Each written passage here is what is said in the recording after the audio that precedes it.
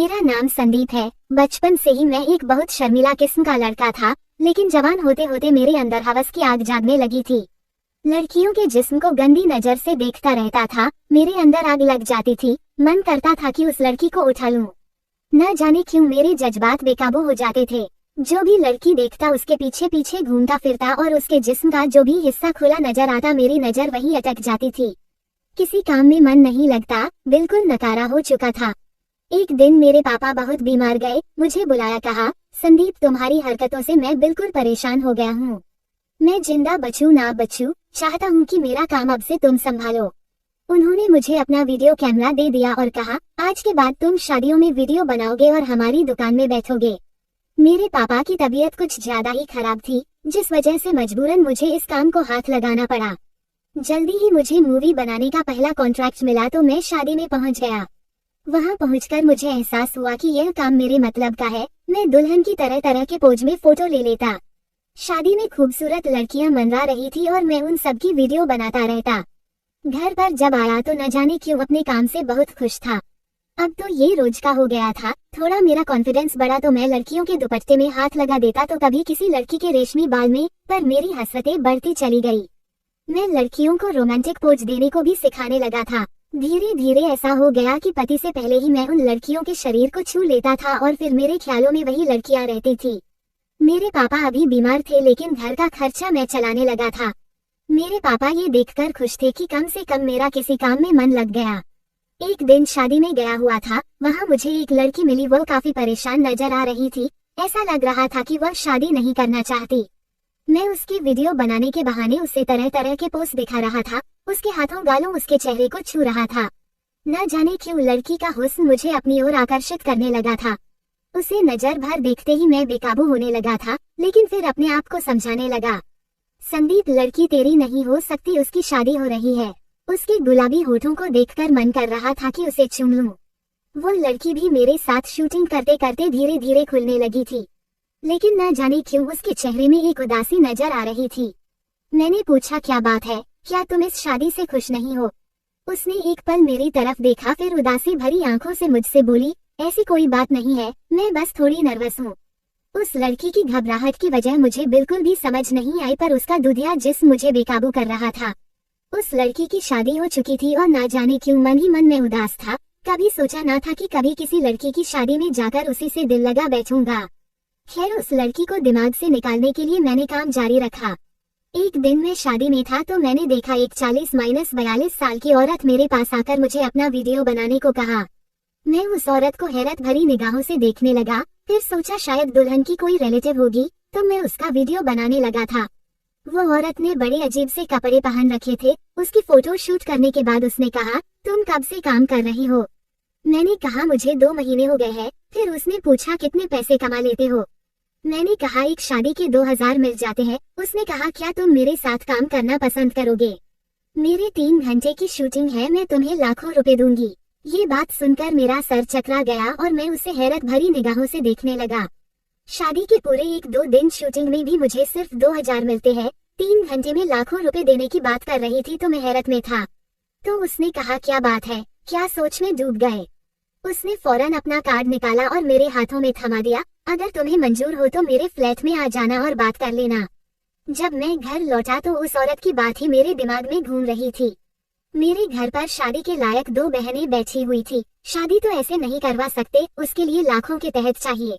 हमें इतना ज्यादा कॉन्ट्रैक्ट भी नहीं मिलता था। शादी के सीजन में थोड़ा बहुत काम मिल जाता था, ऑफ सीजन में बहुत हालत खराब होती थी। किसी तरीके से हमारा घर ही चल पाता था। बहनों की शादी के लिए पैसे इकट्ठे नहीं हो पाए थे। मैं सोच में था कि मैं क्या करूं। मेरे पापा की तबीयत अभी काफी हद तक ठीक हो चुकी थी, लेकिन उन्होंने अब तक काम नहीं संभाला था। मैंने सोचा पहले उस औरत से जाकर बात करके देखता हूं कि मामला क्या है। अगली सुबह मैं उसके एड्रेस में पहुंच गया। दरवाजे की बेल बजाई तो उस औरत ने आकर दरवाजा खोला। उससे नजरें मिलते ही मुझे एक हैरत का झटका लगा था। वह फोन पर किसी के साथ बात कर रही थी।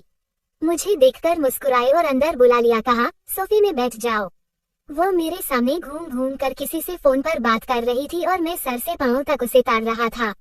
उसने एक बिल्कुल जालीदार मैक्सी पहन रखी थी और मेरी नजर किसी एक्सरे मशीन की तरह उसके खुले हुए अंगों को देख रही थी। मेरे अंदर हवस जागने लगी थी।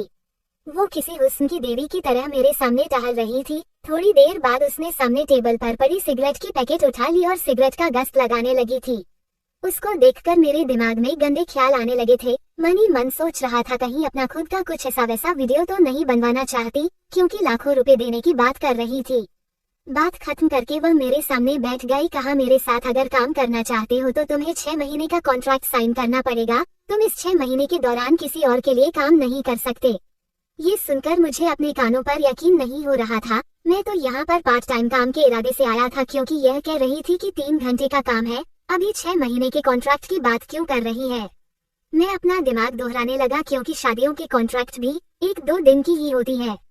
मैं इतने लंबे टाइम के लिए किसी के साथ काम नहीं करना चाहता। 6 महीने के दौरान तो और भी शादियों के कॉन्ट्रैक्ट आएंगे और ये औरत मुझे कितने पैसे देगी। 6 महीने तक -3 लाख देगी तो इससे मेरा नुकसान हो जाएगा। वो मेरी तरफ मुस्कुराकर ऐसे देखने लगी कि उसे समझ आ चुका था कि मैं इस कॉन्ट्रैक्ट के लिए हाँ कर दूंगा, जबकि मैं इस कॉन्ट्रैक्ट को ना करने वाला था। वो कुछ ज्यादा ही कॉन्फिडेंट नजर आ रही थी। टेबल के नीचे से उसने चेकबुक निकाली, कहने लगी, इस काम के एडवांस मैं तुम्हें दे देती हूँ। चेकबुक में अमाउंट भरकर उसने चेक मेरे सामने रख दिया। जब मैंने वह अमाउंट देखी तो मेरे हैरत का ठिकाना ना रहा।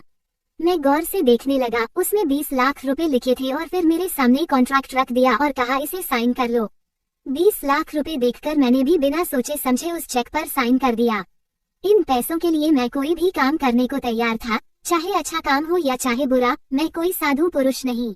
एक बार भी मेरे दिल में ये ख्याल नहीं आया कि यह कोई जाल हो या कोई दलदल हो जिसमें मैं फंस जाऊंगा, क्योंकि उसने पैसे एडवांस कहे थे, इसका मतलब और पैसे देने वाली है। यही वजह से मैं कॉन्ट्रैक्ट साइन करके उनके हाथों में थमा दिया और फिर अपने घर खुशी खुशी आ गया। आते ही मेरी माँ मेरे पास आई और कही, बेटा तेरी बहन को देखने के लिए आज लड़के वाले आए थे। मैंने कहा, फिर तुम इतनी परेशान नजर क्यों आ रही हो माँ। उसने कहा, लड़के ने तुम्हारी बहन को पसंद कर लिया और वो बहुत अच्छे घर का है और अच्छा कमाता है। मैं समझ चुका था कि मेरी माँ परेशान क्यों है, क्योंकि हमारे पास दहेज के लिए पैसे नहीं है। मेरी माँ ने कहा, मुझे लगा था 1 साल का वक्त मिल जाएगा तुम्हारी बहन के लिए दहेज इकट्ठे करने के लिए, पर वो लोग तो 3 महीने के अंदर शादी करवाना चाहते हैं। मैंने कहा, माँ मुझे एक बड़ा कॉन्ट्रैक्ट मिला है, आप चाहे तो शादी के लिए हाँ कर दे, पैसे का इंतजाम मैं कर दूंगा। मैं खुशी खुशी अपने पापा के पास चला गया और कहा, पापा बहन की शादी के लिए मुझे एक एक्स्ट्रा काम मिल गया है, इसलिए आप दुकान पर बैठ जाए और शादी वाला काम आप संभाल ले, मुझे कल से ही काम पर जाना है। उस औरत ने मुझे वह एड्रेस समझा दिया था जहां मुझे कल जाना था। मैं इस बात से बिल्कुल बेखबर था कि मुझे क्या काम करना है।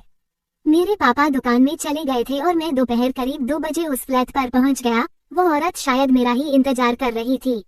कहने लगी, संदीप तुम बिल्कुल सही समय पर पहुंचे हो, सब रेडी है, अब आ जाओ अंदर। मुझे एक कमरे के अंदर लेकर आई। जैसे ही मैंने उस कमरे के अंदर कदम रखा, मेरे पैरों तले से जमीन निकल गई। मैं तुरंत घबराकर कमरे से बाहर निकल आया। वह औरत भी पीछे पीछे आ गई और कहने लगी, तुम यूं बाहर क्यों चले आए। मैंने कहा, मैं अंदर नहीं रह सकता था, यह मुझे आप कहाँ लेकर आ गई है। ये काम कर पाना मेरे लिए नामुमकिन है। उसने कहा, अगर तुमने ये काम नहीं किया तो कॉन्ट्रैक्ट के हिसाब से तुम्हें इसके डबल पैसे मुझे देने पड़ेंगे। तुम्हें हर हाल में 6 महीने तक मेरा काम करना पड़ेगा। ये सुनकर मानो मेरे सिर पर आसमान टूट पड़ा। मैंने कॉन्ट्रैक्ट जल्दबाजी में पढ़ना जरूरी नहीं समझा था। मैंने सोचा था जो भी काम होगा मैं कर लूंगा, पर जो नजारा मैंने अंदर देखा था, मेरा दिल चीख चीख कर कह रहा था, संदीप इस काम के लिए ना कर दो। परेशान होकर मैं घर आ गया था। न मुझे खाने का मन कर रहा था, ना ही नींद आ रही थी। मैं सिर्फ यही सोचने लगा था कि अगर मैं ये काम नहीं करूंगा तो इसके डबल पैसे कैसे चुकाऊंगा। मैं किस नर्क में पैर रखने जा रहा हूँ। मैं लड़कियों को हाथ तो लगाता था, लेकिन कभी ऐसा काम करना पड़ेगा मैंने सपने में भी नहीं सोचा था। 6 महीने के लिए तो मैं बुरा फंस चुका था। अगले दिन फिर से 2 बजे मैं वहाँ पहुँच गया। औरत मुझे देखकर पूछी, तो तुमने क्या फैसला किया, काम करोगे आज या दुगुना पैसा चुका दोगे। मेरे पास कोई रास्ता नहीं था। मैंने कहा, मैं आपका काम करने को तैयार हूँ। वो औरत मुझे कमरे के अंदर लेकर चली गई थी। 1 घंटे तक वहाँ फोटो शूट करने के बाद मेरे दिल की धड़कन बहुत तेज हो गई थी। मैं पसीना पसीना हो गया था। ये मैं किस मुसीबत में पड़ गया था। मेरे पैर बुरी तरीके से कांप रहे थे। मुझे उस लड़की का चेहरा याद आने लगा था जो अपनी शादी में परेशान थी और फिर भी ना चाहते हुए भी उसे शादी करनी पड़ी थी। जैसे ना चाहते हुए भी अब मेरे पास बचने का कोई उपाय नहीं था। आज पहली बार मेरी आंखों में आंसू आ गए थे। मुझे लगता था कि मेरे अंदर एक हवस छुपा हुआ है। उस फ्लैट के अंदर मेरा दिल ढल चुका था। अगले दिन जब मैं काम पर गया तो एक कम उम्र की लड़की रोती हुई नजर आई। मेरा दिल बहुत नर्म हो गया था। मैं अंदर जाकर हर एंगल में कैमरा सेट कर दिया, पर अंदर ही अंदर न जाने क्यों मेरे दिल के सैकड़ों टुकड़े हो गए थे। मैंने अपनी आंखें बंद की और शादी वाली वो लड़की जिसका नाम नीलम था उसी के ख्यालों में खो गया। उसके बाद आज भी मेरा वही हाल हुआ जो पहले हुआ था, पर धीरे धीरे ये काम में मुझे मजा आने लगा था, क्योंकि मेरे अंदर की आत्मा मर चुकी थी। मैंने इतनी तकलीफ झेली थी कि मैं इंसान से हैवान बनने लगा था। मेरे अंदर कुछ मर चुका था। मेरी माँ एक दिन खुशी खुशी कहा, बेटा तेरी बहन का रिश्ता तय हो गया है। 3 महीने के अंदर मेरी बहन की शादी थी, लेकिन मेरे मन में जरा भी खुशी नहीं थी। मेरी माँ अब मुझसे पूछने लगी, क्या बात है बेटा, तू दिन पर दिन इतना सूखता क्यों जा रहा है? मैं क्या कहता कि मैं अपनी भूल की सजा भुगत रहा हूँ। आखिर वह दिन आ ही गया था, मेरी बहन की शादी का दिन। शादी में लड़की वालों की तरफ से कई औरतें आई हुई थी। शादी में डांस कर रही थी। अचानक मेरी नजर एक औरत पर पड़ी तो मेरी सांस अटक गई। मैंने उस औरत को पहचान लिया था। मेरी माँ ने बताया कि वो मेरी बहन की चाची सास है। जब मैं उसके पास गया तो उसकी भी जान सकने लगी थी, उधर मेरी भी जान सकने लगी थी। मैं किसी तरीके से उसे नमस्ते किया। माँ ने कहा, बेटा ये तेरी होने वाली सांस है। मैं अपनी माँ की तरफ देखने लगा। मुझे समझ में कुछ भी नहीं आ रहा था। मेरी माँ कह तो रही थी कि बहन के ससुराल वालों की तरफ से एक लड़की से मेरा रिश्ता तय कर रही है। वो लड़की दूध सी खूबसूरत थी। मेरी माँ ने उस लड़की को मेरे सामने बुलाया और उसे देखकर मुझे हैरत का झटका लगा। वो लड़की कोई और नहीं बल्कि नीलम थी, जिसकी शादी में मैंने वीडियो बनाई थी, जिसे पाने की हसरत मेरे मन में इस कदर छा गई थी कि महीनों से उसके बारे में सोचता रहा। पर मैं यही सोच रहा था कि इसकी शादी तो हो चुकी है, फिर ये लड़की दोबारा शादी कैसे कर सकती है। मेरी माँ ने कहा कि तुम दोनों आपस में बात कर लो। मेरी माँ चली गई और उसकी माँ एक गंदी मुस्कुराहट देकर मेरी तरफ देखने लगी थी। मेरी जान निकली जा रही थी। जब वो चली गई तो मैंने कहा, नीलम तुम्हारी तो शादी हो चुकी है, क्या हुआ? ये बात सुनकर वह घबरा सी गई, कुछ भी नहीं कह रही थी, बस सर झुकाए चुपचाप खड़ी थी। मैं कुछ समझ नहीं पा रहा था कि आखिर हुआ क्या। मैंने कहा, नीलम घबराओ मत, जो भी हुआ है मुझे बताओ। उसने कहा, मेरे पति ने मुझे तलाक देकर घर से निकाल दिया। ये बात सुनकर मुझे बहुत दुख पहुंचा था, क्योंकि लड़की बहुत ही खूबसूरत थी और काफी सुशील भी थी। मैं सोचने लगा, काश मैंने नीलम से शादी कर ली होती, पर अब वो मुझे मिलने जा रही थी। मेरी परेशानी नीलम नहीं बल्कि नीलम की माँ थी। नीलम मुझसे बात करने को कतरा रही थी। अचानक उसने अजीब सा सवाल पूछा। कहा, संदीप तुम भी मुझे तलाक तो नहीं दे दोगे ना? अगर ऐसा है तो मुझसे शादी के लिए इनकार कर दो, मैं तुम पर बोझ नहीं बनना चाहती। मुझे सच्चाई तक पहुंचना था कि आखिर नीलम का तलाक क्यों हुआ। मैं नीलम से नजदीकियां बढ़ाने लगा था, उसे अपने दिल की बात पूछने लगा था। एक दिन फोन पर मैंने कहा, नीलम तुम मुझे बहुत पसंद हो और मैं तुमसे हर हाल में शादी करूंगा, बस मैं सच्चाई जानना चाहता हूँ, आखिर तुम जैसी खूबसूरत औरत को किसी ने क्यों तलाक दे दिया? पर वह मेरे साथ बिल्कुल भी नहीं खुल रही थी। अचानक मेरे मुंह से निकल गया कि कहीं तुम्हारी माँ की वजह से तो नहीं। ये सुनते ही वह बहुत घबरा गई और फोन काट दिया।